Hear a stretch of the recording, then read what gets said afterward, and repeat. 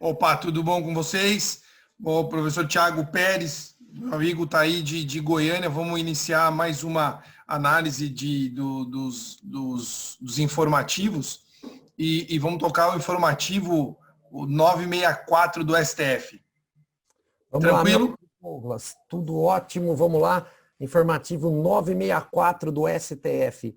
Muitos julgados, meu amigo. O pessoal de casa hoje vai ter a oportunidade aí de acompanhar de 7 a 8 julgados aqui, né, entre direito penal, processo penal e também com incidência, né, na legislação penal especial. Vamos começar, inclusive, né, jogando aqui na tela agora para os nossos alunos.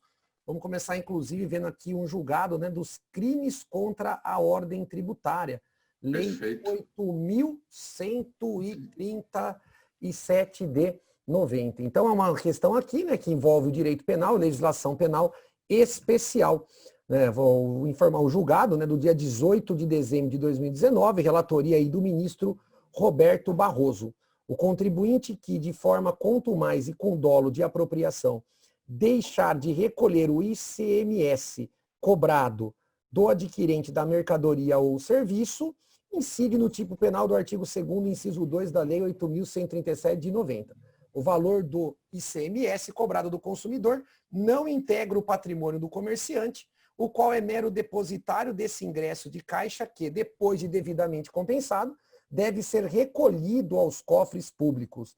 Vale ressaltar, contudo, que para caracterizar o delito, é preciso comprovar a existência de intenção de praticar o ilícito, ou seja, né, o elemento subjetivo dolo. Bom, não sei o que você pensa, meu amigo Douglas, mas a questão aqui, né, para os nossos alunos que às vezes ainda não tiveram, né, a oportunidade de estudar esse tipo penal, né, a doutrina chama carinhosamente o artigo 2º, inciso 2, né, de apropriação, né, tributária. Por que a apropriação tributária? Porque no artigo 168-A do Código Penal, nós temos a apropriação indébita previdenciária. Então, aquele pessoal, né, que está acostumado, né, com a questão aí de RH, sabe, né, que a questão da contribuição do INSS, né, ela é retida e fica a cargo, né, do empregador fazer o repasse, né, para a autarquia. E aí o Código Penal, numa questão de especialidade, prevê, né, que se há o desconto do funcionário e não é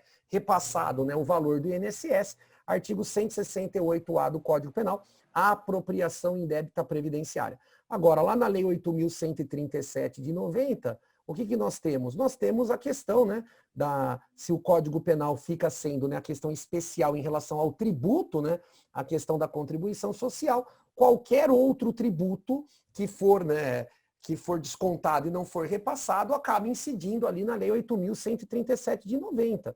Então, aqui, na minha humilde opinião, Douglas, não teve muita novidade nesse julgado, né? Porque, de fato, né, eu acredito que o ministro Barroso aqui fez uma decisão, né, coerente. Por quê? Porque aquela situação, por exemplo, do tributo estadual do ICMS, aonde fica, né, com a responsabilidade, o comerciante, o empresário fazer, né, fazer o recolhimento e depois fazer o repasse em cima da mercadoria ali que ele acaba tendo a transação comercial. Se ele tem o desconto, se ele recebeu essa questão aqui do valor que foi pago pelo contribuinte e não repassou aos cofres públicos estaduais, nada mais justo do que incidir, né, a norma penal do artigo 2º, inciso 2. E o ministro Barroso, né, deixou claro aquela situação, e aí eu queria ouvir de você, meu amigo.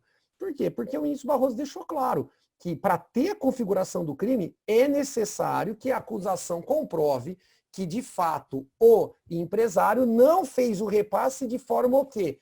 Intencional, ou seja, que ele tinha dolo na sua conduta, que o elemento subjetivo ali estava presente, que não foi uma questão simplesmente, né, de negligência do empresário, e sim a exigência do quê? Do dolo, né? E quando a gente pensa no dolo, a gente tem lá no artigo 18, inciso 1 do Código Penal, o dolo direto e o dolo indireto eventual, ou seja, a gente não pode confundir, né, uma situação culposa com a situação dolosa. Então, se foi numa situação onde o Ministério Público não consegue se desvencilhar do seu ônus da prova, de demonstrar que, de fato, o empresário tinha a intenção de causar o dano ali ao erário público, ou seja, que ele não agiu, né, de forma dolosa, seja o dolo direto ou eventual. O que significa? Significa que nós teremos a atipicidade do fato, em que pese ainda exista o ilícito tributário, porque a gente tem que lembrar que o direito penal, né, é a questão da última ratio. Nós temos que lembrar que as esferas do direito são autônomas, então em que pese, né, de uma forma negligente,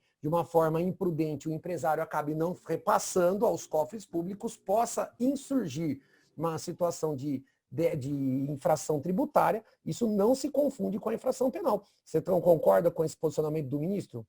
Perfeito, professor. Concordo contigo, Thiago. Importante nesse julgado é realmente a questão do dolo, né? Que isso não é tão simples assim, você demonstrar o dolo do empresário que tenha realmente retido esse valor e não tenha repassado de forma dolosa. Isso não é tão simples assim. Importante também nesse julgado, para quem está estudando, fazer essa separação, né, do 168 com o artigo 2º da 8.137. Então, quem estiver estudando, acho que colocar os dois ali, diferenciar as duas condutas, realmente é importante. Eu também acho. Vamos lá para o segundo. Vamos para o próximo? Vamos para o próximo, meu amigo. Bom, segundo julgado também, eu achei assim que, honestamente falando, né, nada de novo também. É uma situação que, né, a gente até, quando estávamos conversando, né, antes de iniciarmos a gravação, né, é uma situação que eu mesmo, né, como advogado e o Douglas também, né, nós já nos deparamos na vida prática em N situações idênticas a essa situação que gerou, né, o caso concreto que a gente vai fazer aqui o comentário. E esse posicionamento do Supremo já não é de agora, né, Douglas? É uma situação, né, já antiga, né? Sim. Eu falo assim que eu me lembro de posicionamento nesse sentido há pelo menos uns 10 anos. Eu posso estar equivocado, mas pelo menos há uns 10 anos eu entendo que essa já é, né, a jurisprudência que se formou. Vamos lá ver a questão, né, questão processual penal. Então, a ementa, né, a desconformidade da atuação da Polícia Federal com as disposições da Lei 10.446 de 2002 e eventuais abusos cometidos por autoridade policial, embora possam implicar responsabilidade no âmbito administrativo ou criminal dos agentes, não podem gerar a nulidade do inquérito ou do processo penal. Julgado aí da primeira turma do Supremo, relatoria do ministro Marco Aurélio, 17 de dezembro de 2019. Então, para os nossos alunos entenderem, né? A Lei 10.446 de 2002, ela traz as regras, né, de competência de investigação da Polícia Federal. Então, nós temos lá no artigo 109 da Constituição os crimes de competência, né, da Justiça Federal. Só que a questão, né, da polícia, eu acho bacana, Douglas, a gente mostrar isso aqui para os alunos, principalmente para aqueles que estão iniciando nos estudos, né, que a questão da polícia é um pouco diferente da competência jurisdicional.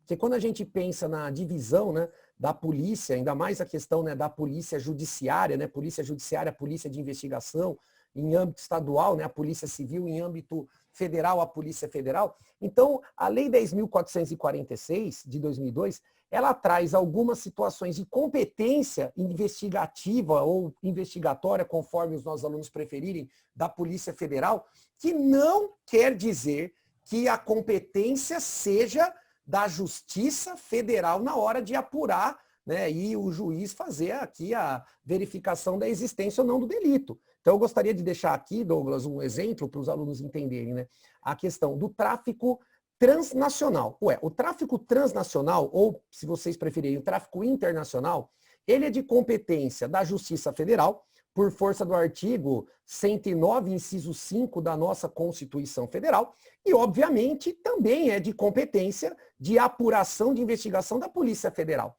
Agora, quando a gente pensa num tráfico interestadual, ou seja, a pessoa está levando, né, transportando a droga entre estados do nosso país, da República Federativa do Brasil, a competência é da justiça estadual, gente. Quem julga esse crime é a justiça o quê? Estadual. Mas a Lei 10.446 confere ali a possibilidade de investigação da Polícia Federal. Porque, de fato, Douglas, para mim faz muito sentido isso.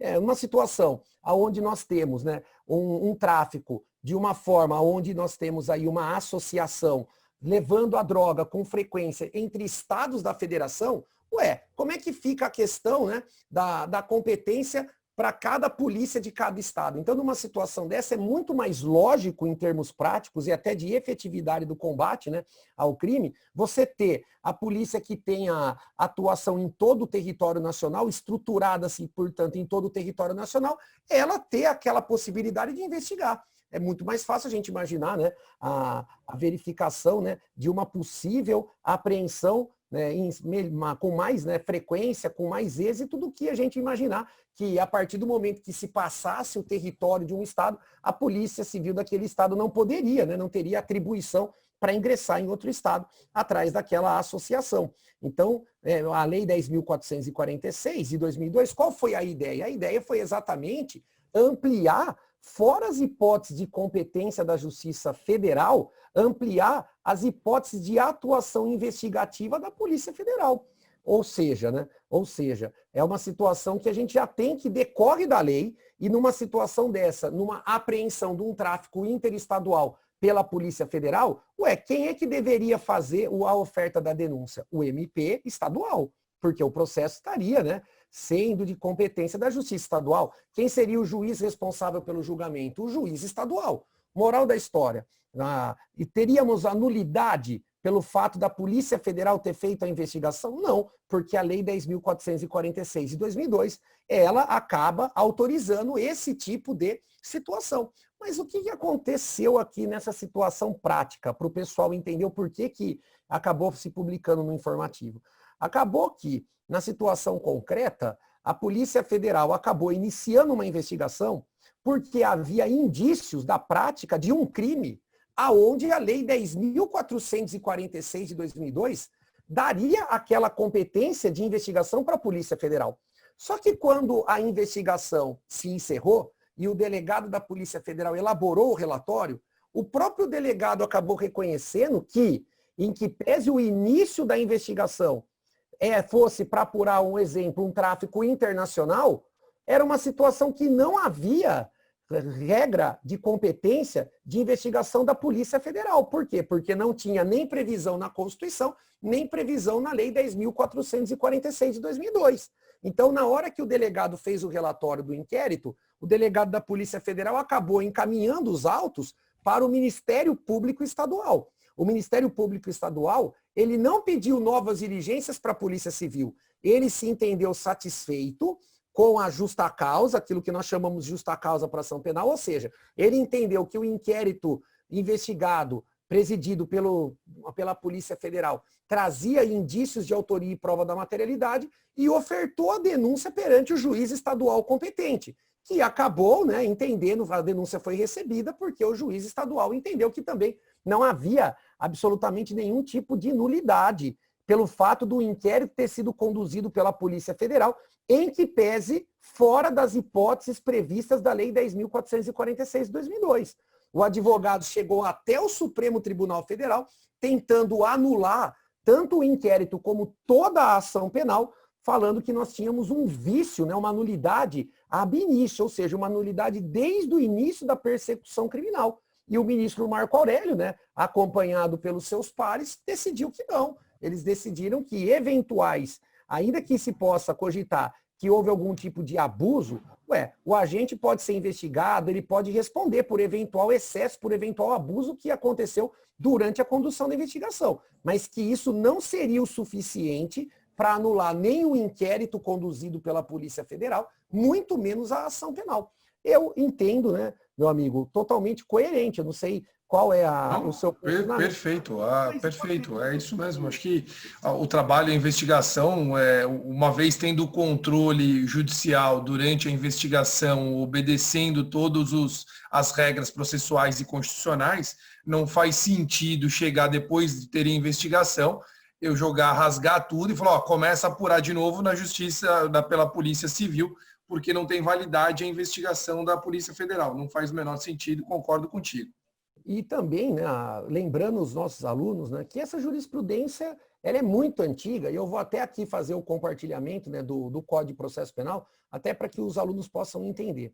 Gente, os nossos tribunais superiores, né, eles já têm de longa data a questão, né, ele já tem de longa data, isso aqui é amplamente, eu só estou tentando aqui abrir o CPP, tá aqui, opa, acabei de não compartilhar na tela direita, vou de novo aqui, pessoal, peço desculpa, mas a questão é, os nossos tribunais, inclusive a doutrina, né, eles acabaram há muito tempo, né, fazendo aquela sedimentação. Qual sedimentação, né? Os vícios do inquérito, eles não contaminam a ação penal. Então, até aquela questão, valor probatório do inquérito para fins de recebimento de denúncia ou de queixa é absoluto, mas e para fins de condenação? Ele é relativo. Por quê? Porque um dos princípios, uma das características do inquérito policial é exatamente o quê? O inquérito é inquisitivo. Ou seja, dentro do inquérito, regra, não se há nem o contraditório e nem a ampla defesa. E isso é prejudicial para o investigado, para o réu? Não. Olha aqui o artigo 155, pessoal. O artigo 155, ele fala, o juiz formará a sua convicção pela livre apreciação da prova produzida, olha lá, em contraditório judicial, não podendo fundamentar sua decisão exclusivamente nos elementos informativos colhidos na investigação, ressalvadas as provas cautelares, não repetíveis e antecipadas. Em outras palavras, para os nossos alunos entenderem, para que o elemento de informação colhido no inquérito possa condenar o réu, salvo as provas não repetíveis, antecipadas e cautelares, tem que ter a ratificação durante a instrução criminal, ou seja, durante o processo penal, certo? Por quê? Porque aonde que se começa o início, né, onde se inicia, né, os princípios do contraditório e da ampla defesa? A partir do momento que deixamos de ter um procedimento investigativo, um procedimento administrativo, que é o inquérito, que é o procedimento de investigação criminal no âmbito do MP, e nós temos o início da ação penal. O início da ação penal é quando o juiz recebe a denúncia ou a queixa. E a súmula 523 do Supremo Tribunal Federal, ela deixa claro, a falta de defesa técnica no processo penal, ou seja, a falta do advogado durante o processo, a nulidade absoluta. Então, tendo em vista que o inquérito é inquisitivo, ainda que a Polícia Federal tenha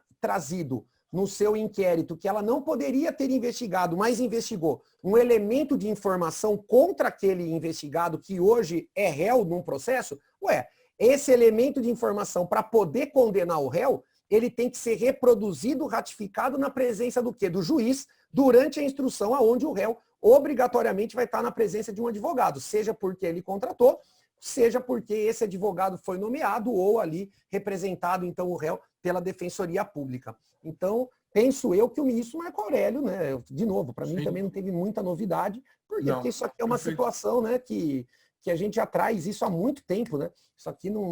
Isso aqui é uma situação muito antiga, né, dentro da questão processual penal brasileira. Sim.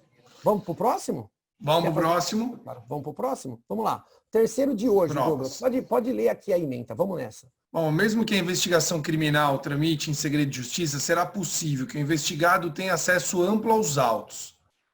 Ok, né?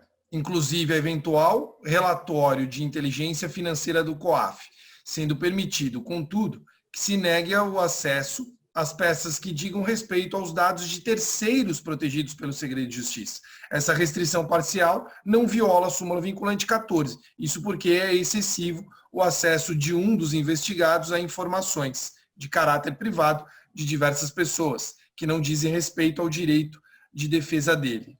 Primeira turma também, relatora ministra Rosa Weber, foi julgado agora no final do ano, no passado, dia 17/12 de 2012. Também 2019. É outro tema bem... 2019. É outro tema também bem interessante com relação a esse acesso, né, ao sigilo, e a discussão toda foi com relação a qual sigilo está protegido, né? O advogado ele tem acesso a quais provas nessa investigação, nos autos? Então, a questão é interessante, né? Por quê?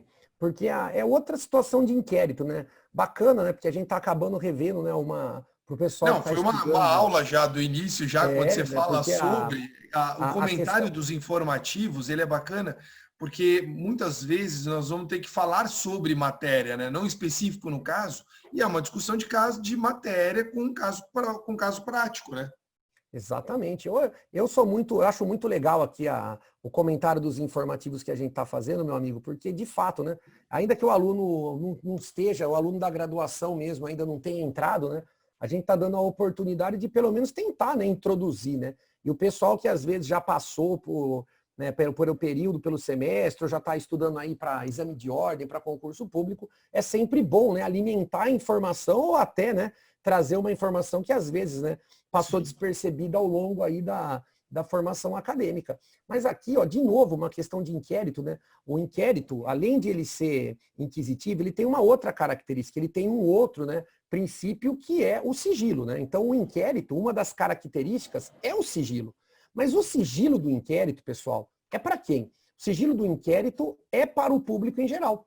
O inquérito não tem sigilo, obviamente, nem para o juiz de direito, né, a autoridade judiciária, nem para o membro do Ministério Público e nem para nós advogados. É isso mesmo. Advogado, gente, regra, não precisa sequer de procuração para ter acesso aos autos de inquérito policial, a não ser que o inquérito tenha segredo de justiça, ou seja, a não ser que tenha sido decretado nele sigilo. Por quê? Porque o advogado, né, através da nossa lei federal, o Estatuto da OAB, a Lei 8.906, de 94, lá no seu artigo 7º, ele tem diversos direitos, e um dos direitos do advogado é ter acesso a qualquer, né, inquérito ou qualquer outro tipo de processo, procedimento administrativo e também, obviamente, judicial, ainda que sem procuração, salvo se tiver segredo de justiça. Só que aí vem aquela situação, né? Aquela situação. Professor, então tá. Vamos imaginar um inquérito policial onde houve uma interceptação telefônica,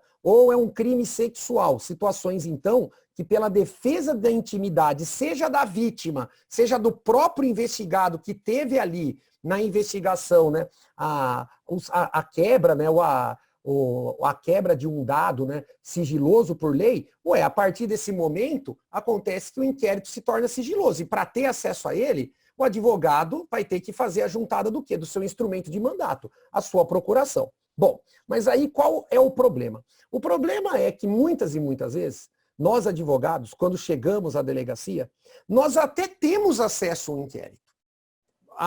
Só que a hora que nos entregam os autos físicos do inquérito, né, a gente começa a folhear, as páginas são numeradas. E se o advogado estiver atento, ele percebe claramente que algumas páginas do inquérito foram o quê? Retiradas. Ou seja, quando a gente chega para ter a vista do inquérito total, para a gente poder fazer a cópia, para a gente poder se inteirar, para a gente poder verificar a possibilidade de fazer algo ou não, o que às vezes acontece? Infelizmente, gente, não estou fazendo uma generalização falando que é sempre, mas não é uma situação também que a gente pode também tapar o sol com a peneira e falar que quase não acontece. Porque chegou ao ponto, e o Douglas está aqui, não me deixa mentir, chegou ao ponto do Supremo ter que sumular, e sumular de forma vinculante. Ou seja, para o Supremo fazer uma vinculação através de súmula, de uma situação que para mim é meio que óbvia, porque não foi um caso, 2 casos. Foram centenas e talvez até milhares de casos chegando ao Supremo Tribunal Federal, aonde o direito do advogado era o quê? Desrespeitado. Por quê? Porque o advogado, quando ele vai ter acesso aos autos, ele precisa ter acesso ao quê? A todos os elementos que já foram ali documentados. O que são elementos que já foram documentados?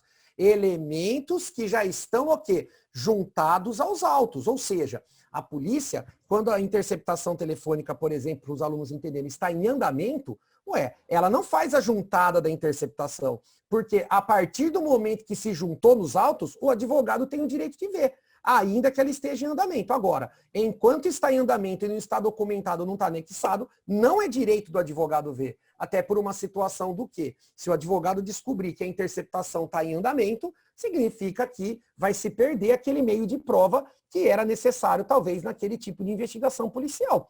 Moral da história, né, turma? Moral da história. A questão da súmula vinculante 14 do Supremo. É direito do advogado. Se vocês abrirem depois em casa a súmula vinculante, ela fala, é direito do advogado, no interesse do seu cliente, no interesse do representado, ter acesso amplo e restrito a todos os elementos de prova já documentados na investigação, sob pena, né, de responsabilidade civil, administrativa e criminal. Lembrando, doutores, aí fazendo uma atualização também, né, que inclusive está lá na Lei 13.869 de 2019, é crime de abuso de autoridade, negar o acesso ao advogado às informações. A nova lei de abuso de autoridade que entrou em vigor, né, no início de 2020, no início de janeiro de 2020. Teve a vacácio, acho que de 180 dias, a Lei 13.869 entrou em vigor e é crime ali de abuso de autoridade, negar o acesso, né, ao advogado. Só que a questão causuística, né, que aqui é bem interessante ser julgado, Douglas, esse para mim, na minha humilde opinião aqui, de todos aqueles que nós comentamos até agora, esse é o mais legal. Por que esse é o mais legal? Porque, de fato, isso aqui é uma questão que, eu falo por mim, tá? Não sei se depois o Douglas dá a visão dele, mas para mim, Thiago, eu falo assim que foi novidade. Mas não foi uma novidade ruim, embora eu seja advogado.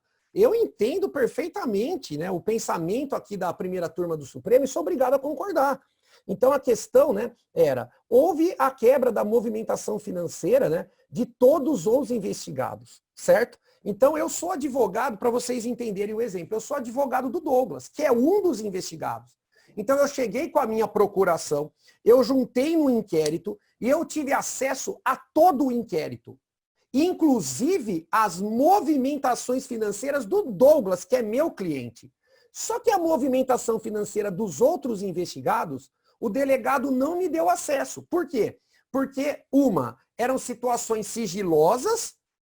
Por quê? Porque eram situações pessoais dos outros investigados e que não tinham relação com o crime que estava se apurando. Ou seja, eu vou ter acesso ao imposto de renda, por exemplo, à movimentação financeira do co-investigado, que não é meu cliente e que não tem relevância com a apuração que se faz em cima do meu cliente, de fato, seria uma violação, no meu modo de entender, à intimidade. Ainda que eu fosse o quê? Advogado do Douglas constituído ali devidamente com a procuração, porque ali houve, né, a questão do sigilo pela quebra ali, né, do sigilo fiscal dos investigados. Então, assim, aparentemente, né, os alunos que estão assistindo falam, nossa, Thiago, mas você é advogado, sempre bate na questão dos direitos e das garantias. Sim, turma, mas eu penso que a gente tem que ser coerente.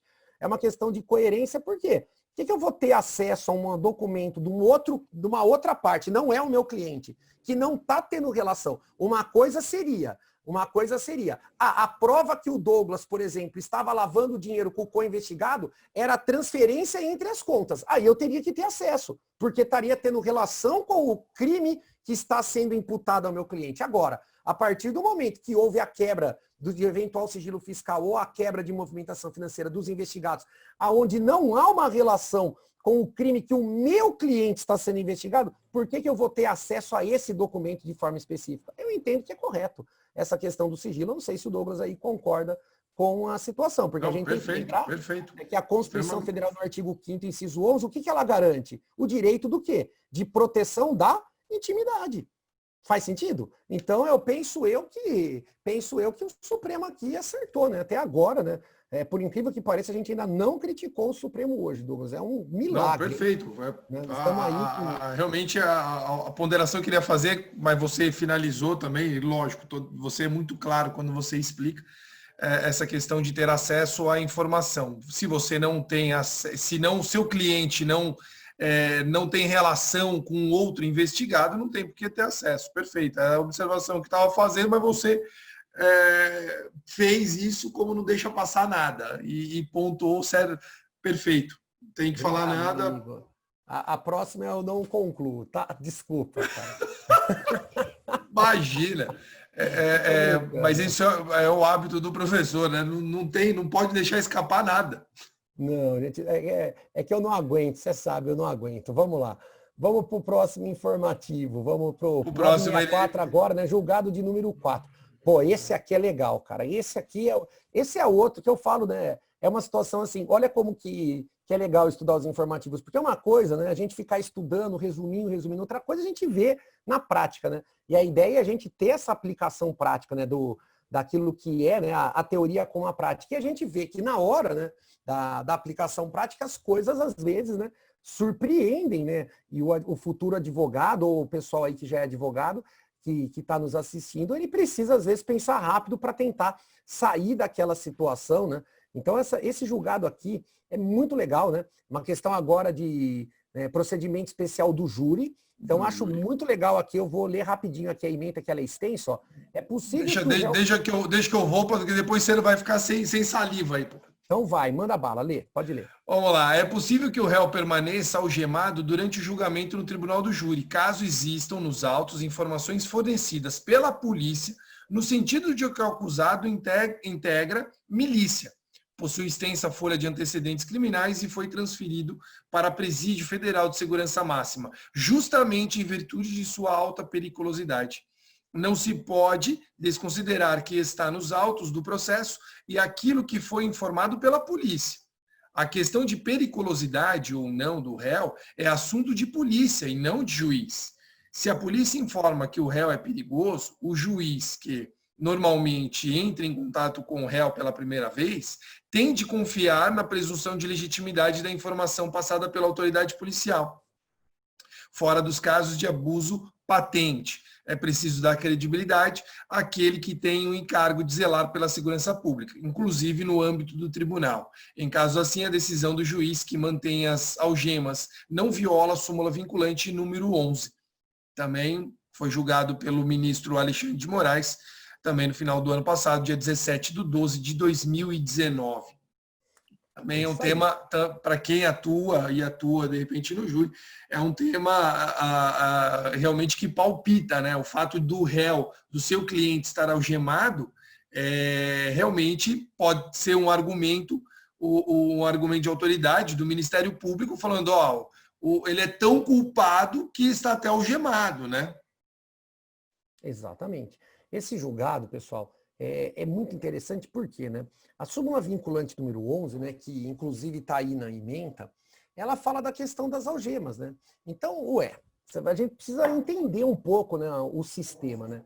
O sistema nosso constitucional. Artigo 5º, 57, presunção de inocência. Ninguém pode ser considerado culpado até o trânsito em julgado da sentença penal condenatória. Então, se vocês observarem, né, alguns dizem que o nome correto seria presunção de não culpabilidade, porque não fala que a pessoa é presumidamente inocente. Porque a Constituição fala que a pessoa não pode ser considerada culpada, presumidamente culpada. Ou seja, aí a gente interpreta isso, quem não é culpado é o quê, Douglão? Inocente. Então, qualquer um é inocente até o trânsito em julgado da sentença penal condenatória. Então, qual era o grande problema, gente, para o pessoal aí que está nos assistindo? O grande problema, né, é que no Brasil as algemas sempre foram usadas, né, com uma situação, né, de algumas situações desnecessárias.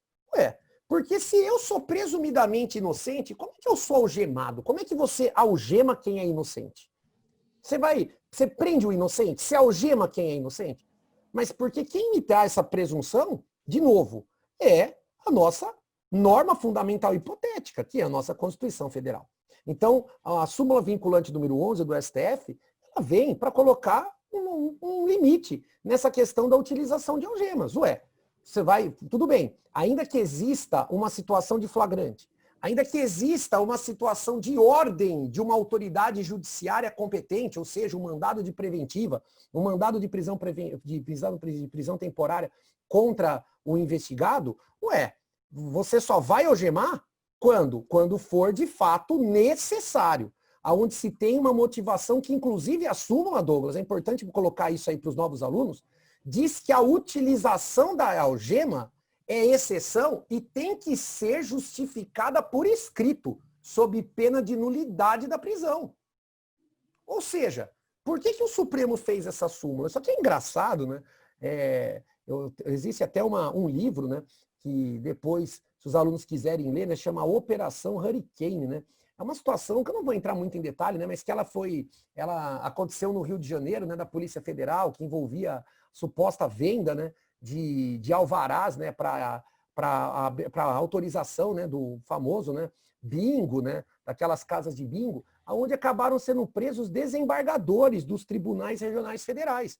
E aí, na época, né, o Supremo ficou atônito, né, por quê? os desembargadores já eram, né, sem entrar no mérito se eram culpados ou não, mas já tinham certa idade, né? E a hora que foram cumprir o mandado de prisão preventiva, 6 horas da manhã, na casa daqueles desembargadores que estavam sendo surpreendidos, né, de pijaminha, a mídia estava lá na porta e filmou os desembargadores, Douglas, saindo algemados dessas residências, né? E na época eu até fazia piada para os alunos, eu falava, qual era a necessidade de algemar? Por que o Supremo acabou colocando essa limitação na súmula? Porque qual era a necessidade de algemar? O desembargador que não estava resistindo à prisão ia correr? Com todo respeito. Se vocês verem o vídeo ali, se ele chegasse na esquina, né, talvez tinha que levar um balão de oxigênio e chamar uma ambulância pro coitado. Por quê? Porque não tinha a mínima necessidade ali, né, de algemar. Então o Supremo acabou decidindo que, olha, a algema tem que ser, né, ter uma limitação aqui dentro do nosso país. É só quando tiver o quê? Receio de fuga, for uma situação de fato de resistência, uma situação de garantir ali a integridade física de testemunhas, de vítima e às vezes do próprio investigado, às vezes numa situação de crime sexual, onde a polícia chega e a própria população estava ali segurando, se a polícia não algemar, colocar na viatura e levar, é capaz que os policiais sejam linchados com o suposto criminoso sexual. Então, uma situação que às vezes que algema, inclusive para proteger a integridade física, né, do próprio investigado. O policial algema, coloca na viatura, tira dali e depois conversa na delegacia. Faz sentido. Agora, a questão do tribunal do júri, né, é extremamente interessante para os alunos perceberem aqui a problemática. Por quê, gente? Porque vamos imaginar a seguinte situação. Um crime de tráfico de drogas ou um crime de roubo, que o réu esteja respondendo o processo preventivamente, Douglas. Ele vai chegar escoltado no fórum pela, agora, né, Polícia Penal, com a emenda constitucional, né, os antigos agentes penitenciários, e, obviamente, ele vai ficar na audiência o quê? Provavelmente algemado. Por quê? Porque dependendo daquela situação específica, os próprios policiais, como está aqui no informativo, vão falar para o juiz, excelência, é um preso de alta periculosidade. E é como entendeu aqui, né, a primeira turma, nesse julgado de relatoria do ministro Alexandre. Por que o juiz não vai acreditar na palavra, né, do agente público, do policial penal, da questão daquele que está conduzindo determinado preso? Eu não tenho por que não acreditar. Mas no júri, isso é muito sensível, pessoal. Porque a gente tem que entender que no júri não é o juiz togado que vai decidir pela culpabilidade. Não é o juiz togado que vai decidir se o réu tem que ser culpado ou ele é inocente, se ele tem que ser condenado, se ele tem que ser absolvido. Quem é que faz a decisão na segunda fase do júri, ou seja, no plenário do júri? São os 7 jurados populares, aquilo que nós chamamos, né, de conselho de sentença. E a grande verdade e aí depois a gente vai discutir muito isso aqui nos próximos informativos e também nas nossas lives, mas a grande verdade é que é muito complicada essa situação. O réu que chega preso no tribunal do júri, o réu que chega vestido com a roupa, né, da penitenciária, o réu que fica todo o júri algemado. Para aqueles populares, quando você passa na frente de um estabelecimento penal, o que você, quando está com uma pessoa que não tenha vivência na área criminal, o que ela pensa? Ela pensa, olha lá, lá estão os bandidos. Então é uma situação que é muito ruim até para o advogado que está defendendo aquele réu no plenário do júri, quando ele está uniformizado com o uniforme do sistema penitenciário, quando ele está algemado. Por quê? Porque na visão dos jurados, ele é o quê, Douglas? Ele é culpado, certo? Ele é culpado. Então é por isso que o advogado entendeu ali que era caso de tirar a algema, até para que não passasse para os jurados a impressão do quê? De que ele era culpado. Só que o juiz decidiu pela manutenção da utilização da algema durante todo o plenário do júri. Por quê? Porque os policiais penais que conduziram, que fizeram a escolta desse réu, manifestaram para o juiz por escrito a importância do réu permanecer algemado, porque era um réu que integrava uma milícia privada, então poderia ter uma chance de fuga, de resgate desse acusado durante o plenário, e até mesmo pelo fato de ele ter alta periculosidade. E aí, quando a gente vai observar o Código de Processo Penal, meu amigo, o CPP, né? Eu vou jogar aqui na tela para vocês agora, o artigo 474, né? O artigo 474, parágrafo 3º, vocês vão acompanhar aqui comigo, eu estou chegando nele, pessoal. O artigo 474, parágrafo 3º, ele fala o seguinte, ó. Ele fala, as partes e os jurados, né, 474, desculpa, né, não se permitirá o uso de algemas do acusado durante o período em que permanecer no plenário do júri, salvo se absolutamente necessário, olha lá, a ordem dos trabalhos, a segurança das testemunhas ou a garantia da integridade física dos presentes. Então, ali, o próprio Código de Processo Penal, ele permite que, durante o júri, o réu permaneça algemado, desde que nessas circunstâncias, necessária a ordem dos trabalhos, segurança das testemunhas ou garantia da integridade física dos presentes, certo? Então, ali, entendo também que, embora o tema seja polêmico, o Supremo não errou. Novamente, né, pelo que a gente consegue extrair do informativo, me parece, Douglas, que a decisão do Supremo foi acertada. Agora, só para concluir aqui o que o Douglas mencionou, que eu acho brilhante, acho que isso vocês têm que aprenderem, olha só, embora não esteja expresso a questão da utilização das algemas nesse sentido, nós temos o artigo 478 que vocês têm que conhecer.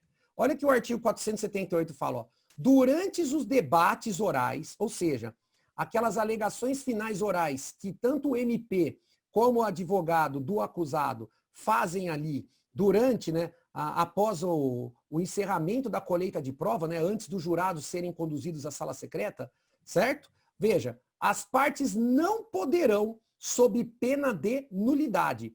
Olha o inciso 2, né? Falar sobre o silêncio do acusado ou a ausência do interrogatório por falta de requerimento em seu prejuízo. Isso aqui é aquilo que a doutrina, pessoal, chama, né, de nulidade por utilizar o silêncio do réu como argumento de autoridade. Ou seja, o réu tem o direito de permanecer calado. Então, o promotor de justiça, na hora dos debates, se ele falar, senhores jurados, vocês perceberam que o réu se recusou a responder qualquer pergunta minha ou do juiz. Por quê? Porque existe aquele ditado popular, quem cala consente. Ou seja, se ele ficou quieto é porque ele é culpado. Gente, se o promotor fizer isso, o júri está nulo. Por quê? Porque ele está usando o silêncio do réu como argumento de autoridade. Lembrando que a Constituição Federal, no artigo 5º, 63, ela consagra o direito da não autoincriminação, o nemo tenetur si detegere.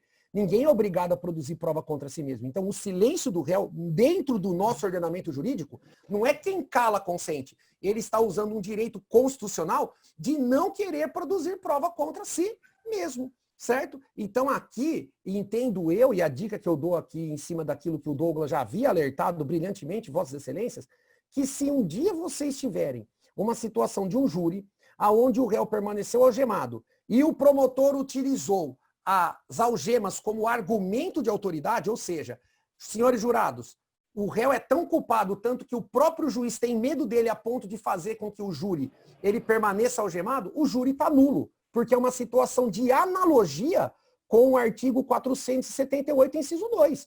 Da mesma forma que o Ministério Público não pode utilizar a questão do silêncio do réu como argumento de autoridade, penso eu, assim como o professor Douglas já havia colocado, que o promotor não pode utilizar o fato do juiz ter determinado que o réu permaneça algemado durante o júri como argumento de autoridade, sob pena de nulidade do júri, ok? Essa é a dica que a gente está dando, acho que é uma dica de ouro. Por quê, turma? Porque, de fato, ali naquele momento, se o juiz entender de forma justificada que o réu vai permanecer, o júri vai acontecer. Embora você tenha o direito de fazer constar na ata, até para depois poder suscitar a nulidade do júri, veja, isso o júri vai acontecer. Porém, o que vocês precisam ficar atento? Vocês precisam ficar atento na hora que o Ministério Público vai fazer o quê? As suas alegações finais.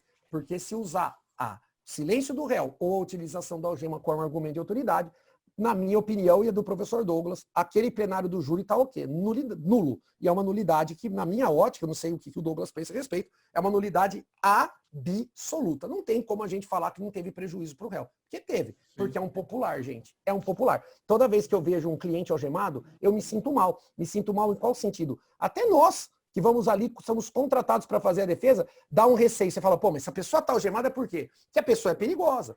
Então é uma situação, se até nós que estamos no dia a dia acostumado, habituado com aquilo, se é uma coisa que acaba, de uma certa forma, causando, né, uma má impressão, imagina para aquele jurado ali que às vezes é a primeira vez que está pisando no plenário do júri. É muito complicado, né, Douglas? Sim, mas é um tema sensível. Eu quero deixar claro para vocês, gente.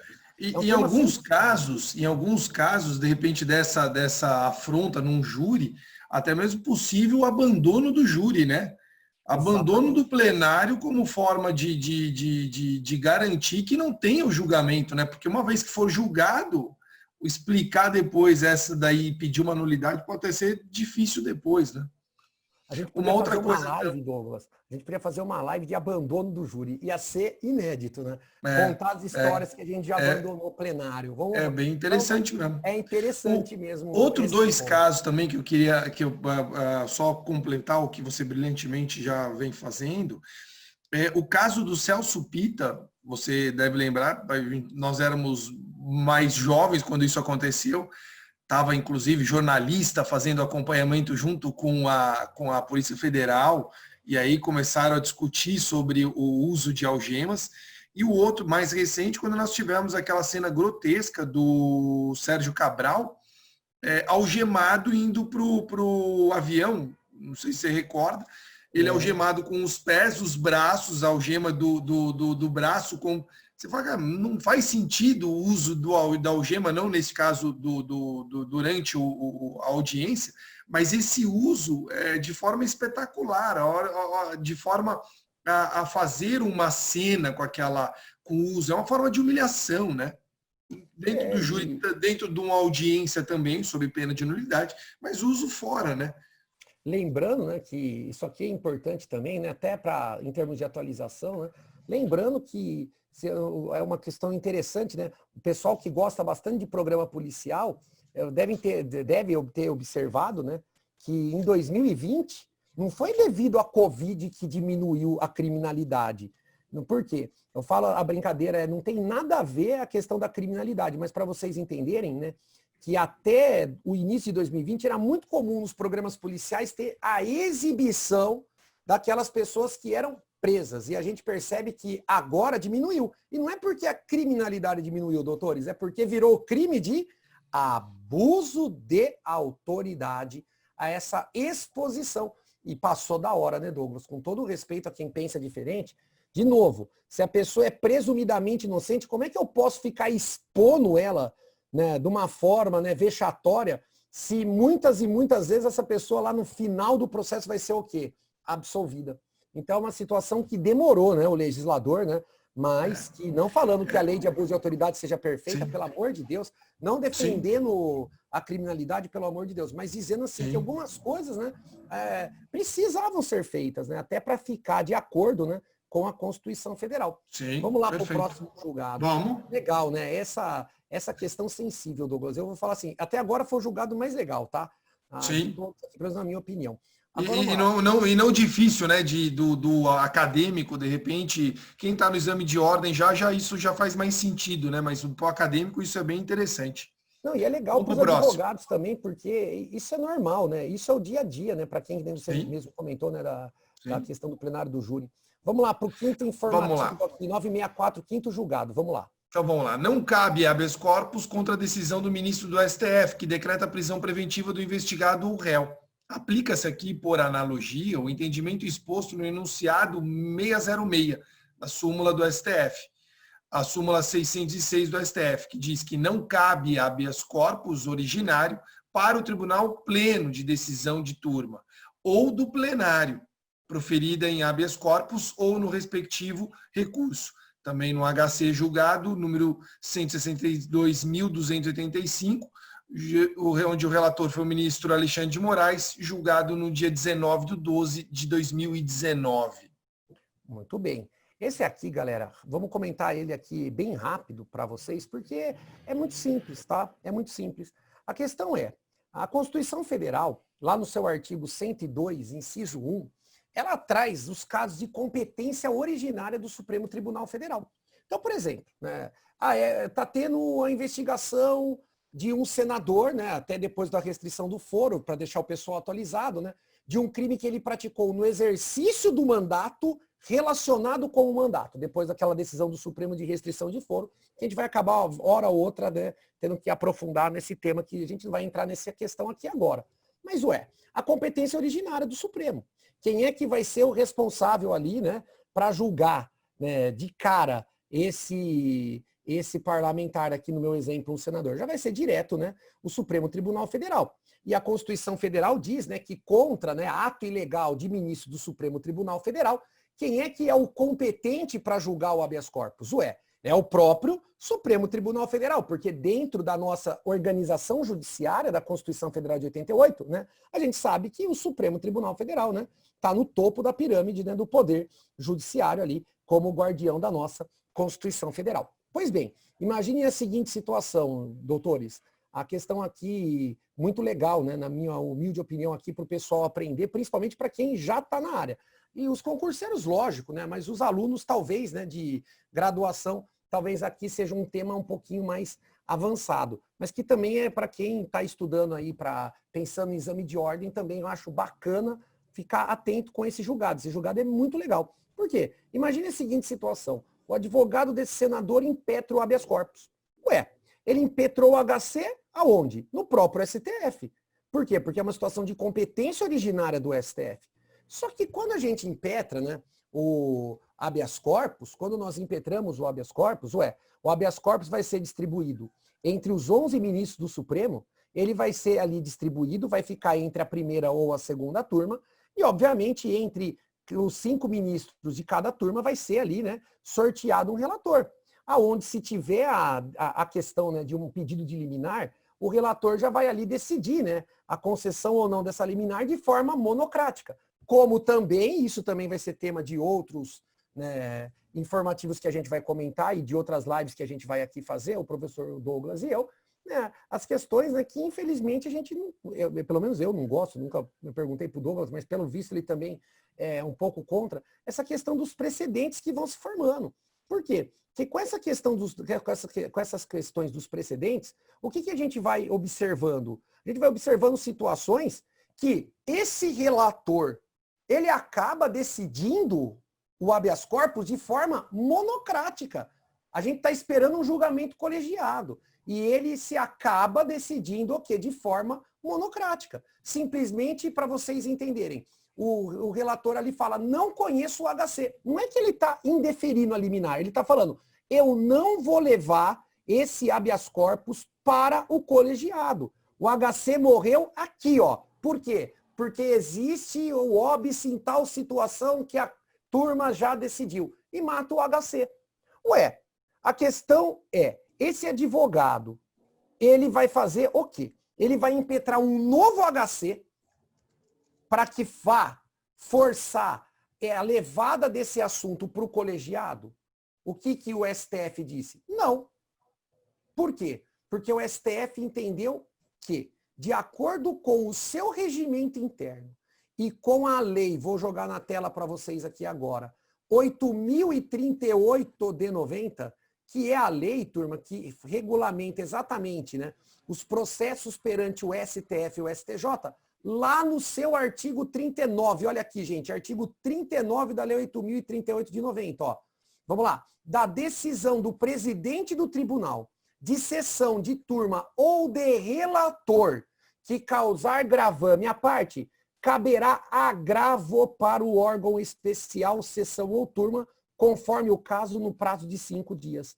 Esse aqui, meu amigo Douglas, é aquilo que popularmente nós ensinamos nossos alunos com o nome de agravo regimental, certo? Então, para que o advogado possa levar essa decisão desse ministro, uma decisão monocrática, para o colegiado, o que ele tem que interpor? Ele tem que interpor o agravo regimental dentro do prazo ali de 5 dias.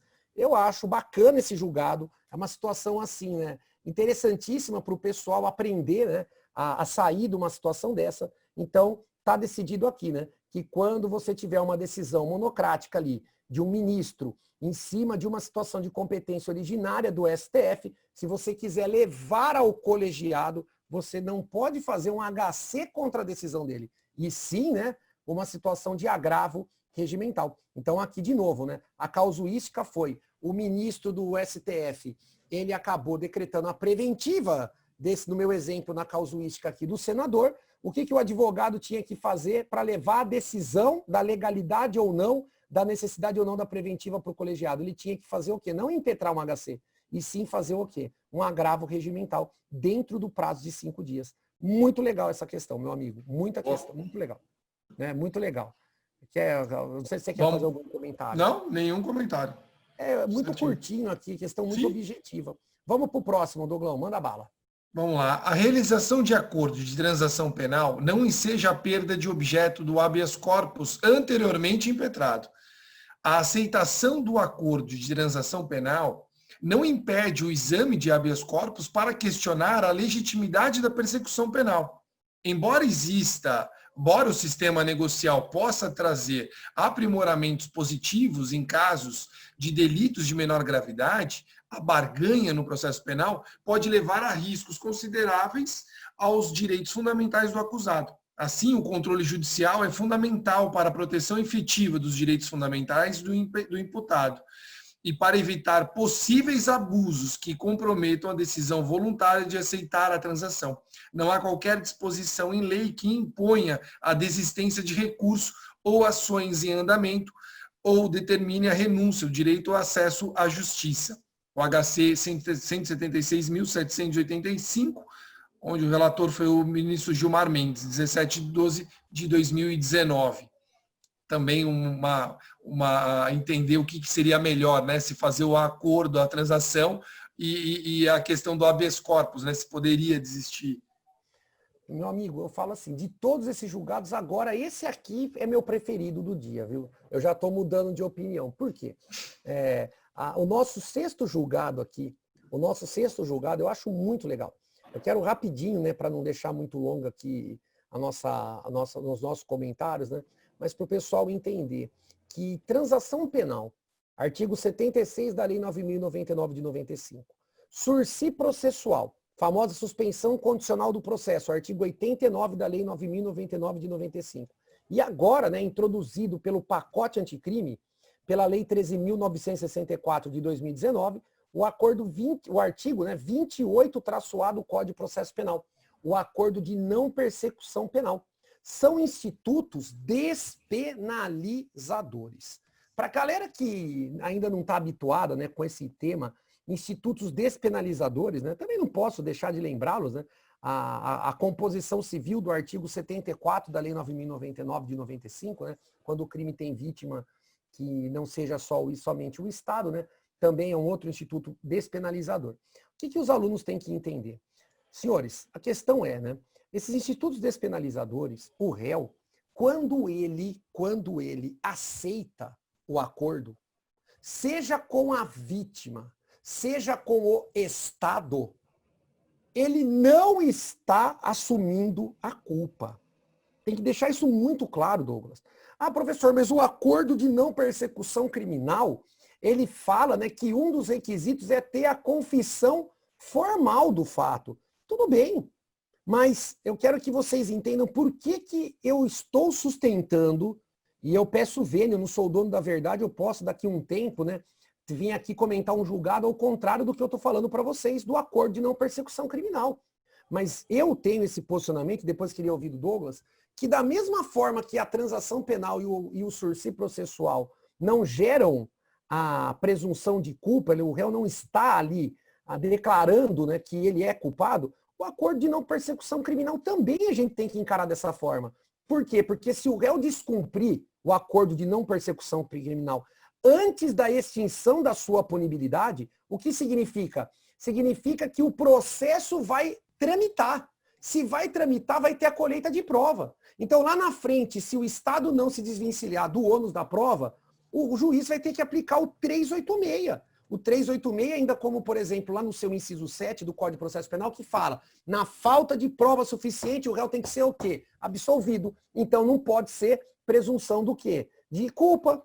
Então, numa situação dessa, o que acontece? Acontece que, às vezes, o advogado, quando ele é contratado, antes de ter a situação da oferta pelo Ministério Público do acordo, seja ele da transação, seja da suspensão condicional do processo, seja agora do acordo de não persecução criminal, o advogado, às vezes, olhando que falta ali prova da materialidade delitiva, que falta ali indício suficiente da autoria, que são aquilo que nós chamamos de justa causa para ação penal, ele pode, lá nos termos do artigo 648.1 do Código de Processo Penal, impetrar um habeas corpus trancativo, ou seja, pedindo o trancamento do inquérito ou da ação penal. Então, para vocês entenderem uma situação fática concreta, o Douglas é meu cliente, ele está, então, ali respondendo, sendo investigado por um crime de furto, ok? Eu impetro o habeas corpus para trancar o inquérito policial. Só que o MP oferece a denúncia e o juiz recebe. Só que o meu habeas corpus já estava o quê? Tramitando perante o Poder Judiciário. Só que naquele momento, antes do meu habeas corpus ter o julgamento do mérito, o Ministério Público vai ali e oferta ao Douglas o sursi processual. Ué, o Douglas vira para mim como meu cliente e fala, doutor, o que o senhor acha? Eu falo, olha, eu não posso garantir a sua absolvição. Eu acho que para você é vantajoso acertar o acordo. Por quê? Porque se você aceitar e cumprir, vai ter a extinção da sua punibilidade. Ou seja, você não vai ter nem maus antecedentes, nem reincidência, não vai sofrer, portanto, os efeitos secundários da condenação, certo? Embora existam alguns efeitos, como, por exemplo, uma vez, né, feito a suspensão condicional do processo, nos próximos 5 anos, você vai ter o quê? A suspensão do processo? Não, minto. Uma vez efetuada a transação penal, por exemplo, nos próximos 5 anos, você não vai ter poder fazer o novo o quê? Transação penal. Uma vez efetuada a transação penal, nos próximos 5 anos, agora, você também não vai poder ter o acordo de não persecução criminal. Uma vez feito o sursi processual, agora, nos próximos 5 anos, você não vai poder ter o acordo de não persecução criminal. Então, se vocês observarem, existe sim um efeito secundário decorrente desse acordo. E aí, o Douglas acaba aceitando ali porque ele não quer correr o risco da ação penal, da persecução criminal. Só que, posteriormente a esse acordo, esse habeas corpus vai para o julgamento. E a questão é, a hora que chega a informação no HC que o Douglas aceitou o sursi processual, ou a transação penal, ou o acordo de não persecução criminal, o tribunal pode se negar a julgar o HC, alegando perda do objeto? O que o Supremo falou? Não. Porque se o tribunal vira e fala, o advogado está certo, jamais o MP poderia ter ofertado essa denúncia e o juiz recebido. Por quê? Porque faltava, por exemplo, prova da materialidade delitiva ou indício suficiente de autoria. Então, se o tribunal determinar o trancamento do inquérito ou da ação penal, o que significa? Significa que esse acordo que o Douglas tinha aceitado, ele também está o quê? Automaticamente anulado. E se está anulado, significa que nos próximos 5 anos, o Douglas vai poder ter o quê? O acordo de não persecução criminal. Ou seja, faz sentido. Esse julgado é maravilhoso. Finalmente o Supremo saiu, né, atrás da moita, com todo o respeito da palavra. Por quê? Porque o Supremo, na sua história, né, faltava esse enfrentamento dessa matéria. E esse julgado aqui é muito importante principalmente para quem? Para quem está advogando, para o pessoal aí que tem um viés prático aqui nas nossas aulas. Por quê? Porque, de fato, agora você tem a tranquilidade. Qual tranquilidade, Douglas, na minha ótica? Eu, pelo menos como advogado, falo, agora eu tenho a tranquilidade. Que eu posso impetrar um HC e virar para o meu cliente e falar, olha, aceito o acordo hoje porque o HC vai ser julgado. E se lá na frente o HC tiver a concessão da ordem para trancar, isso aqui vai ser anulado. E você não vai perder eventual benefício nos próximos anos. Eu acho legal. O que você pensa a respeito, meu amigo? Não, perfeito. E é uma baita de uma estratégia, né? É um jogo, né? Onde você tem duas possibilidades. É perfeito. É estratégia para advogado, uma questão muito prática, né? Você aceita o acordo e impetra o habeas corpus e vai ter essa possibilidade ainda, né? Porque muitas vezes acham que o cliente, ele na hora do aperto, ele fala, não, deixa, eu faço o acordo, faço a transação. Só que o fato dele não ter o processo ali, para ele já é uma bênção, né? Só que ele não pensa ele não pensa no efeito secundário, exatamente. E justamente. E tendo essa possibilidade do habeas corpus poder correr apartado e ter reflexo depois nesse acordo que assuma, é excelente. Realmente é uma estratégia para quem está aí advogando ou vai advogar na área criminal, é uma bela de uma estratégia. Muito legal. Vamos lá, 7º julgado. Estamos acabando, pessoal. Vamos lá. Vamos lá. Se o tribunal de segunda instância não analisou a necessidade da prisão preventiva e outras medidas cautelares, em razão de ter aplicado o antigo entendimento do STF sobre execução provisória, antes de ser decretada a liberdade, deve o tribunal fazer essa análise. O habeas corpus também, 175.405, do ministro Marco Aurélio, que foi julgado também no 17/12 do ano passado, 2019. Também essa matéria também ficou, nós ficamos discutindo por um bom tempo a execução provisória também da pena, né? Ficava num limbo, né? Você não era cautelar e não era pena. Era algo que o Supremo criou. E criou nesse momento conturbado que a gente vinha de Lava Jato, como se fosse a tábua da salvação, né? Que fosse resolver todos os nossos problemas numa execução provisória da pena. Quer dizer, eu executar provisoriamente uma possível pena. E até falava para os alunos isso. Falava, pô, é bacana, porque a gente olhava, estava a mídia toda expondo as grandes figuras aí políticas, empresários, e com o ar de justiça, né? Vamos fazer justiça com essa sanha de querer fazer justiça com essa execução provisória da pena.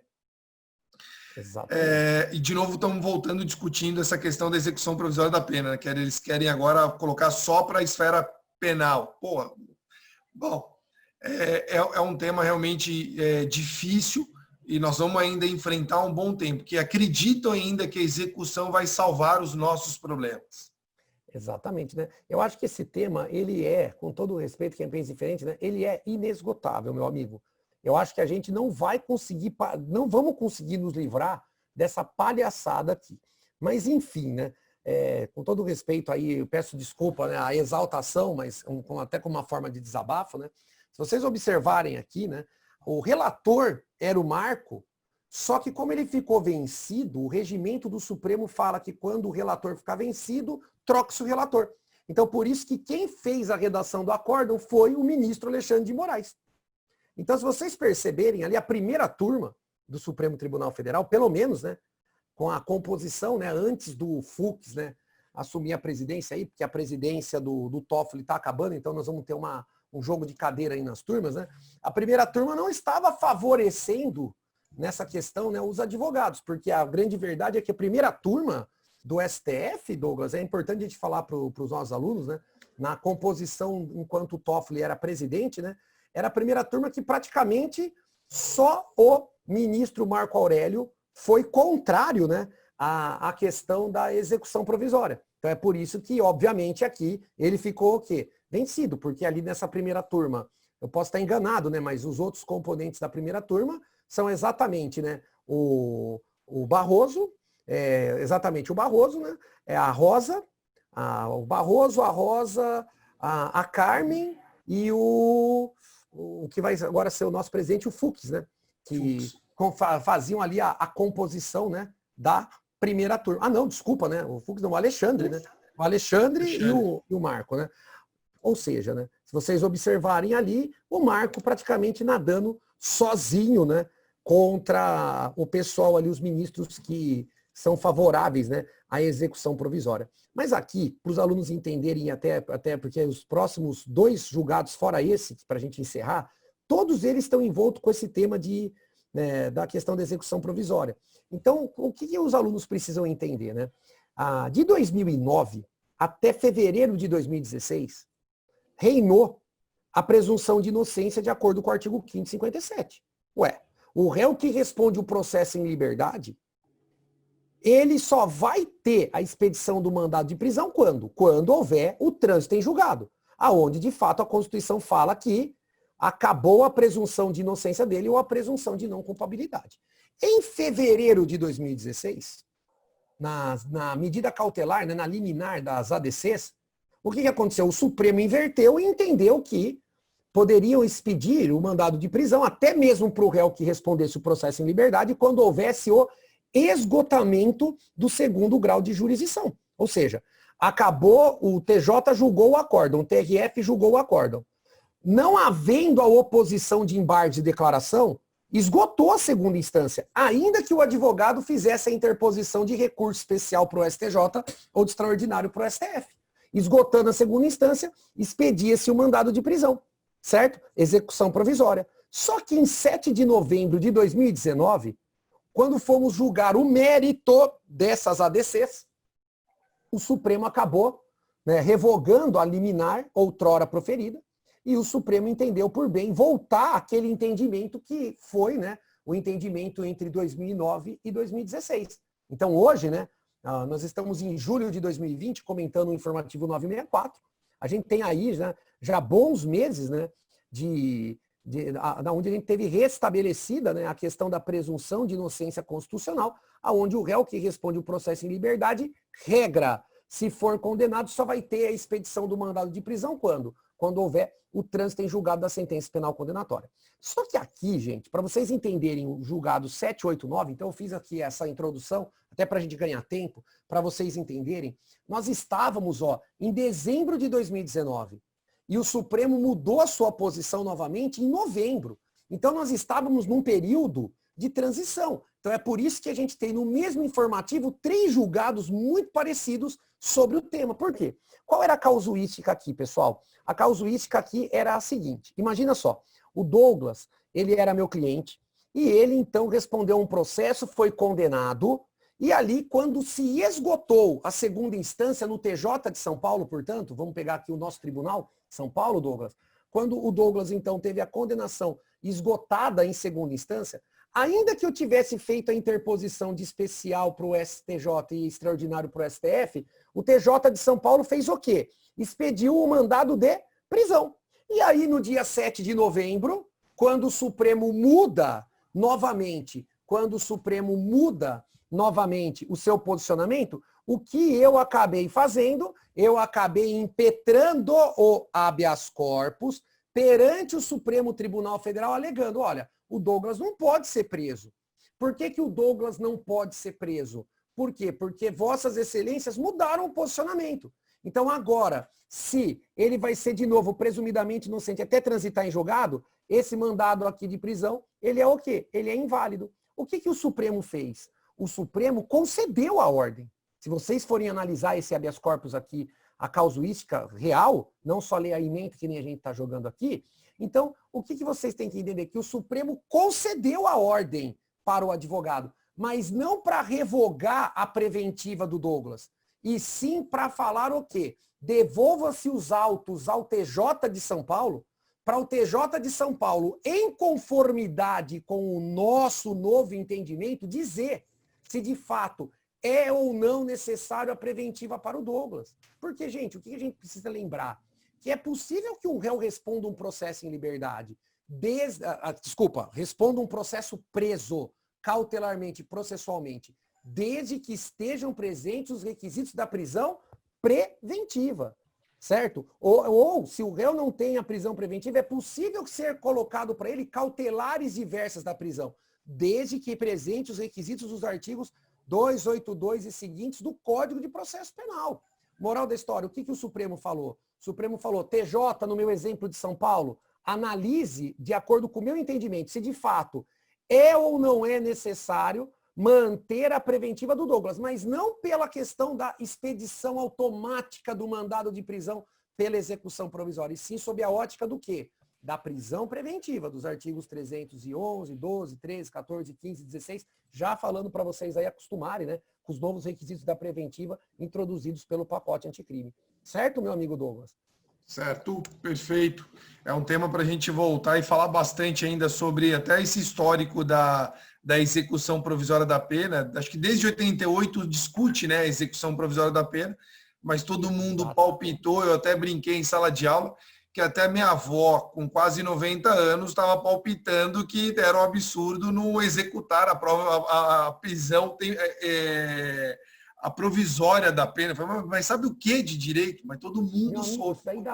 Isso daí dá briga familiar. Eu evito conversar com as pessoas, sem brincadeira. Toda vez que me perguntam qualquer coisa, eu falo que eu parei, eu não estou mais, eu troquei, eu falo que agora eu sou empresário. Eu invento que eu estou em qualquer ramo para não discutir esse tipo de situação com quem não adianta, com quem não quer entender a Constituição Federal. Mas vamos lá. É difícil, velho. Vamos lá para o próximo. É difícil. Vamos lá, 8º julgado, meu amigo Douglas. Vamos lá, o nosso penúltimo, Vamos galera. lá. Se o Tribunal de Segunda Instância determinou a execução provisória da pena, mas o juiz já havia negado o direito do condenado de requerer em liberdade, não cabe a soltura do réu, com base no novo entendimento do STF, de que é proibida a execução provisória da pena. Também o julgado da primeira turma, no HC 176.723, ministro relator Marco Aurélio. Depois com a nova redação do ministro Alexandre de Moraes, também no dia 17/12/19. Você também, de novo, ó, a mesma história. O Marco Aurélio ficou vencido. O Marco Aurélio ficou vencido. E aí, o que aconteceu? Né? Pelo regimento do Supremo, o Alexandre, que acabou, né, virando, né, um novo relator, e acabou ficando responsável por fazer, né, a redação do acordo, porque o voto do Marco Aurélio ficou vencido. Gente, aqui a questão, né? A questão é a seguinte, qual era a causuística? Para vocês entenderem, era diferente, né? A história é parecida, mas tem um detalhe aqui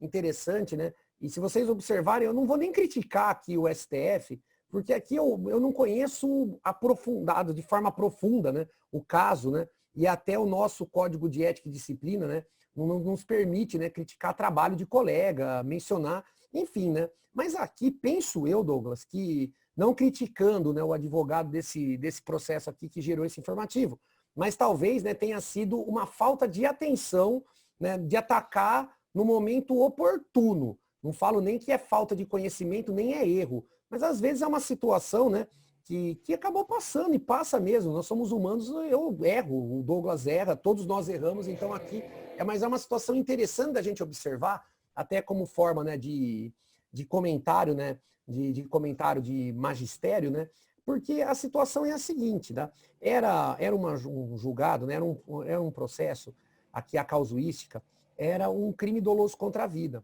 Era aqui um crime que quem fez a decisão foi quem?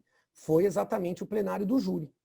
Aí quando o advogado ele teve o seu cliente condenado, o juiz que proferiu a condenação em primeira instância, prestem atenção à diferença, ó, em primeira instância, ele negou o direito do réu apelar em liberdade. Então, para vocês entenderem, o juiz, quando proferiu a sentença condenatória, ele também decretou a preventiva do réu, junto com a decisão de primeira instância.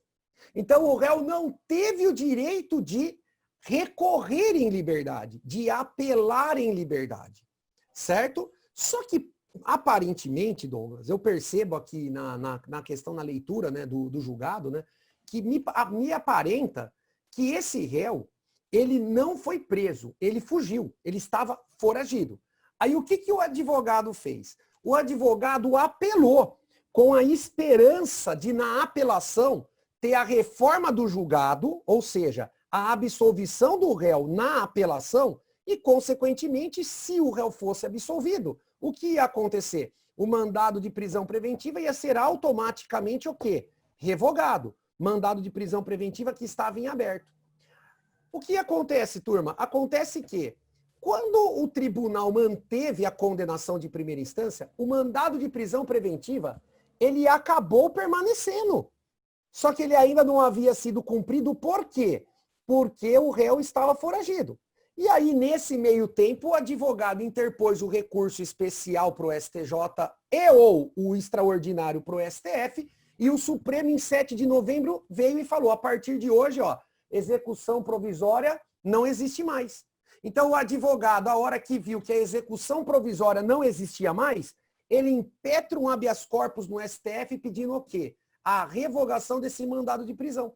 O que o Supremo falou?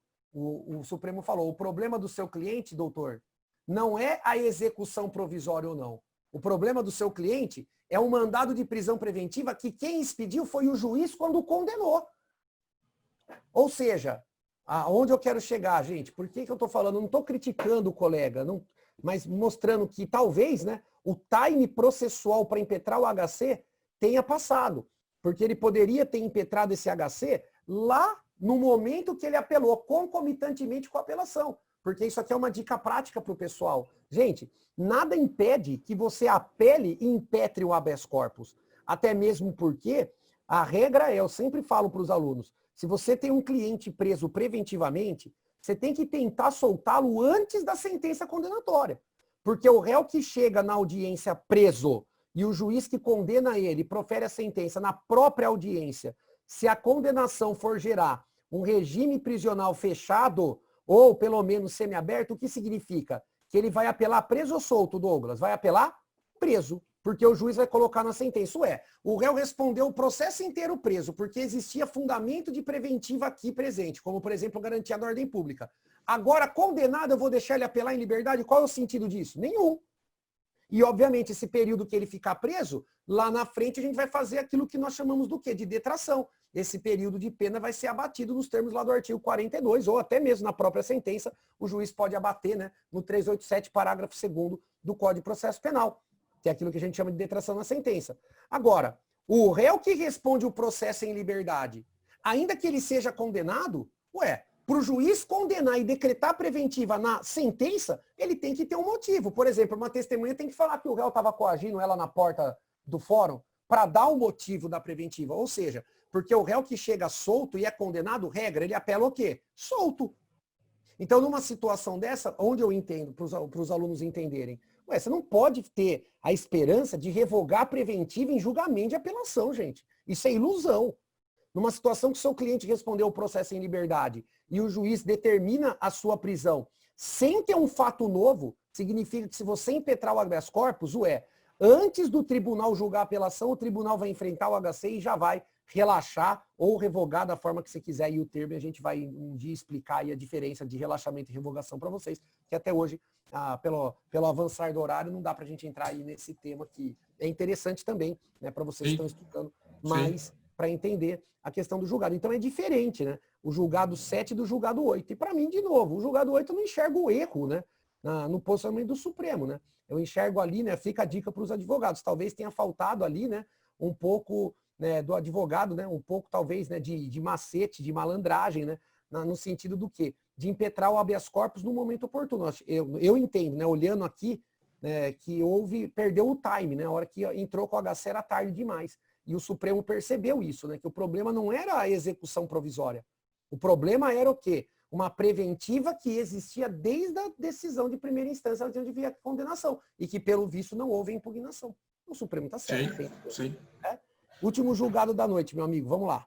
Vamos lá. Não se conhece o habeas corpus impetrado contra a decisão monocrática de ministro do STJ, que nega liminar, mantendo a decisão do TJ, que determinou a execução provisória da pena em caso de condenação pelo tribunal do júri. O STF também, primeira turma, o HC 175.808, ministro originário Marco Aurélio, depois Alexandre de Moraes. Ai, meu Deus, de novo, o Marco Aurélio, gente, ficou vencido. Eu tô com dó do Marco Aurélio. Douglas, sem brincadeira, nós precisamos fazer uma visita pro ministro Marco em Brasília, levar lá, né? E antes dessa pandemia, eu estava com os alunos fazendo a visita jurídica em Brasília, e um dos últimos lugares que não fecharam e nós conseguimos assistir foi alguns julgamentos lá no STF. Ainda consegui fazer o grupo de alunos, conhecer o Marco Aurélio. Foi o disparado, o ministro mais atencioso com os acadêmicos, é o Marco Aurélio. Com certeza. Não, eu não tenho dúvida disso, né? O Marco Aurélio é uma figura, né? Eu gosto muito, né? O meu preferido, eu não tenho vergonha de declarar, né? Infelizmente vai se aposentar. É o nosso atual decano, é o Celso. Ele é o meu preferido. Para mim, juridicamente, ele disparado, para mim, ele é o melhor de todos, tá? Mas o Marco Aurélio é um ministro que de fato, né? Ele é voto vencido. Ele é o voto vencido. Ele é o voto vencido, ele é casca grossa, ele toma porrada e aguenta a porrada. É engraçado, é bem interessante o Marco, né? E simpático, respeito ao advogado. Eu sou fã do ministro Marco Aurélio. Agora, com o Celso se aposentando, o meu preferido vai ser o Marco Aurélio. É o meu segundo, né? E também vai ser o decano. Será o nosso decano, né? A partir aí da aposentadoria, infelizmente, né? Do nosso atual, né? Do Celso. Mas o fato, meu amigo, é que aqui, né? Esse julgado aqui é muito interessante, né? Por quê? Porque a jurisprudência do Supremo, né? E o próprio Marco Aurélio, eu quero deixar claro, né, que eu tive a oportunidade em uma sustentação, e ele mesmo, né, nesse julgado onde eu estava sustentando, né, no Supremo, ele disse que ele mesmo se arrependia de uma decisão que ele tomou há alguns anos, aonde, né, houve aquela situação. HC de HC, é cabível HC de HC? Aonde o Supremo entendeu que não. Por que o Supremo entendeu que o HC de HC não é cabível? Porque o Supremo entendeu que a própria Constituição Federal, lá no artigo 102, inciso 2, no caso do STF, ou 105, inciso 2, no caso do STJ, tem como previsão contra a denegação de habeas corpus o famoso ROC, né? Recurso Ordinário Constitucional, né? Que o CPC novo, né? Também traz a questão aí do processamento do ROC, né? Mas que não veio como recurso ordinário constitucional. Hoje você pode falar tanto ROC como RO, né? Recurso ordinário. Por quê? Porque o CPC não usa, né? O C que nós, advogados criminalistas, pelo menos eu, né? Sempre tive o hábito, né, de falar dessa forma e ensinar dessa forma, né? O recurso ordinário, né, como ROC, por quê? Previsão na Constituição, recurso ordinário constitucional. O fato é, né, que para aqueles que não entendem, né, aquela situação. Ah, o juiz decretou uma preventiva. Aí o advogado impetra um habeas corpus no TJ, sei lá, do Rio de Janeiro. Aí lá no TJ do Rio de Janeiro, o TJ do Rio de Janeiro, quando julga de forma colegiada o habeas corpus, ele denega a ordem, ou seja, denegou o habeas corpus. O que o advogado tem que fazer? Ué, se a denegação é do Tribunal de Justiça ou de Tribunal Regional Federal, recurso ordinário constitucional para o STJ, artigo 105, inciso 2 da Constituição Federal, certo? Agora, se quando é um tribunal superior que denegou de forma colegiada o habeas corpus, qual foi a jurisprudência do Supremo? O que o advogado tem que fazer? Recurso ordinário para o STF. E qual é o problema do recurso ordinário, Douglas? O problema do recurso ordinário é que ele tem prazo. E a maioria dos nossos alunos aí que são novatos na advocacia, eles acabam perdendo esse prazo, porque o prazo de recurso ordinário de habeas corpus é 5 dias. Está lá no artigo 30 da Lei 8.038 de 90, certo? Da lei que a gente já comentou aqui hoje, né? Que faz ali a regulamentação do processamento, né? Dos recursos perante o STF e o STJ. Quero deixar claro para os alunos, hein? Não, professor, o novo CPC fala, né, lá no artigo 1003, parágrafo 5º, que exceto os embargos de declaração, todo recurso tem prazo de 15 dias. E o recurso ordinário está previsto lá, salvo o melhor juízo, no artigo 1027 do CPC. Doutores, o Supremo tem uma jurisprudência enorme que o CPC só regula aquelas situações aonde a legislação não tem previsão específica, ou seja, é uma aplicação do CPC supletiva, subsidiária. Então, em termos de matéria criminal, o CPC não revogou a Lei 8.038 de 90 em relação ao processamento do ROC, tanto de habeas corpus como de mandado de segurança. Certo? O que o CPC fez foi revogar o 26, 27, 28 e 29 dessa lei, que falava do especial e do extraordinário. Então, tomem bastante cuidado que o prazo dentro da esfera penal continua sendo 5 dias. Certo? E aí o que acontece, né? Acontece que numa situação dessa, o advogado acaba tendo que impetrar o habeas corpus como sucedâneo do ROC. E nessa situação, para os alunos entenderem, nessa situação que não é a do julgado, para que fique de aprendizado, o Supremo não conhece o habeas corpus.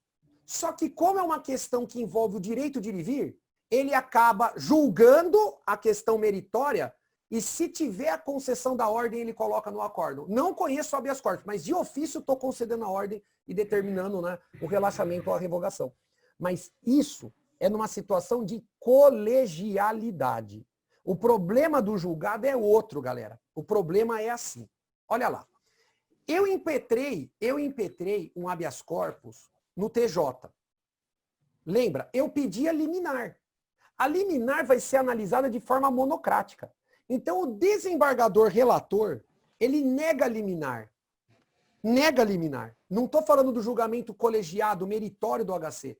Porque depois que ele analisar a liminar, ele, regra, vai pedir informações para a autoridade coatora, vai pegar o parecer do MP para depois levar para o julgamento colegiado dos seus pares.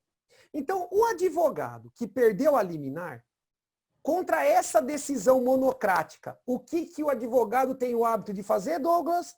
e impetrar um habeas corpus contra a liminar perante o Tribunal Superior. Então, para a gente montar a escada do exemplo, para vocês entenderem. Eu impetrei o HC no TJ de São Paulo. O relator negou a liminar. Eu impetro um HC contra essa liminar no STJ. Aí, o ministro do STJ, relator, nega a liminar. Eu impetro um HC contra o indeferimento dessa liminar lá no STF. É isso que o julgado trata. Ó. O Alexandre de Moraes acabou, né, ficando com a maioria, o Marco ficou vencido, porque o Alexandre aqui depois relatou que não cabe HC contra a decisão monocrática de ministro do STJ que negou a liminar. E aí nós temos a famosa e odiada súmula, péssima súmula, essa súmula, eu odeio essa súmula, pessoal. Por quê? Vocês vão entender agora, eu vou me expor aqui, né? E aí eu peço que o meu amigo Douglas também comente, né, as experiências, porque a súmula 691, a maldita súmula 691 do STF, ela fala: não compete ao STF conhecer de HC impetrado contra a decisão do relator que, em habeas corpus, requerido a Tribunal Superior, indefere a liminar. Em outras palavras, o Supremo disse: você é advogado, você pode um dia bater na porta do Supremo, mas você só pode bater na porta do Supremo quando você tiver uma decisão colegiada e não uma decisão monocrática. Qual é o problema disso, doutores? O problema disso é aquilo que eu comentei aqui durante os nossos outros informativos, os nossos outros julgados, aquela situação. O que a gente vem observando, Douglas? Eu falo isso por mim. Que eu estou impetrando, às vezes, habeas corpus, e ele não está tendo a colegialidade. Por uma questão de utilização desse sistema ridículo, com todo respeito para quem defende, de precedentes, simplesmente o relator do tribunal, de forma monocrática, ele já julga a questão do próprio mérito do HC. Não é que ele nega a liminar, ele monocraticamente indefere o seu habeas corpus. Eu não posso fazer o ROC dessa decisão. Por que eu não posso fazer o ROC dessa decisão? Porque não é decisão colegiada, não é acórdão, é decisão monocrática. E então o que eu teria que fazer? Eu teria que fazer a aula de hoje, aqui, ó, que a gente viu, o agravo regimental para levar para o colegiado. Só que numa situação dessa, se eu fizer um habeas corpus dessa decisão, o que vai acontecer? Eles vão usar a óbice da súmula 691. O que significa? Significa que, às vezes, aonde você precisa de uma resposta rápida do judiciário, até você chegar no Supremo Tribunal Federal, numa situação que quem determinou era um juiz de primeira instância, o processo já está julgado.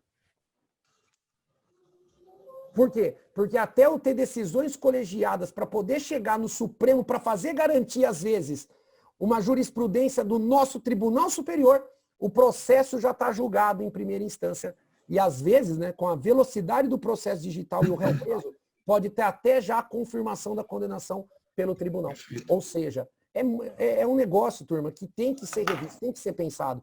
É claro que a gente tem que buscar mecanismos, né, de celeridade, mas a gente tem que buscar mecanismos com responsabilidade e não dessa forma que a gente vem vendo, né, a situação jurídica, né, infelizmente, principalmente por parte, né, do STF e do STJ em alguns momentos, dependendo ali a relatoria de alguns ministros.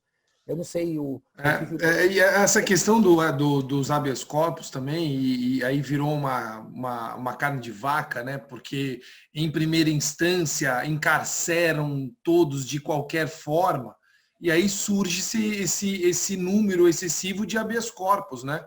Na verdade, o nosso problema vem daqui de baixo, né? Da primeira instância, né? Quando você olha alguns julgados, você olha alguns casos, você fala, eu poderia ter tido qualquer outra medida cautelar diversa da prisão.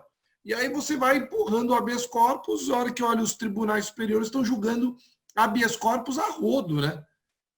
Exatamente. Saiu até uma matéria agora na Conjur falando das decisões aqui do Tribunal de Justiça de São Paulo que não obedecem às decisões dos tribunais superiores, né? Então isso gera um acúmulo lá e depende de fato de casos extremos que deveriam ser analisados. Aí vem essa súmula que restringe a análise depois de casos realmente que deveriam ser analisados, né? Exatamente. Pessoal, é isso aí. Ó, a aula foi extensa. Peço desculpa, acho que falamos demais, eu principalmente, né, Douglas? De novo, eu peço aí desculpa para o meu amigo e para vocês aí pela extensão da aula, mas eu acho que, infelizmente, né, ou felizmente, esse informativo do Supremo não foi foi um ponto fora da curva, né? É muito difícil a gente ter 9 julgados no informativo envolvendo direito penal e processo penal. Geralmente a gente tem uma média de 3 a 5, né, conforme vocês vão observar aí, tanto do STJ como do STF, esse julgado esse informativo específico do STF, que foi o primeiro informativo de 2020, ele de fato ficou enorme, mas os próximos serão mais, né, curtos e objetivos para vocês. Estamos abertos aí, né, Douglas, a críticas, sugestões e etc, né? Lembrando que as nossas redes sociais estão aí, né, para o debate, seja através, né, do nosso Instagram, seja através aqui do nosso canal do YouTube, e que vocês aqui, precisando da gente, né, pode contar, pode nos chamar aí, para que a gente possa sempre ajudá-los nessa caminhada aí de graduação, de concurso público, de advocacia criminal. ABC do Direito Penal, né, acho que o meu amigo Douglas caiu aqui da conexão, então eu me despeço sozinho de vocês, né, e eu tenho certeza aí que o Douglas também está deixando um grande abraço para Votos Excelências. A gente se vê nos próximos informativos aí do STJ e do STF. Fiquem com Deus e tchau.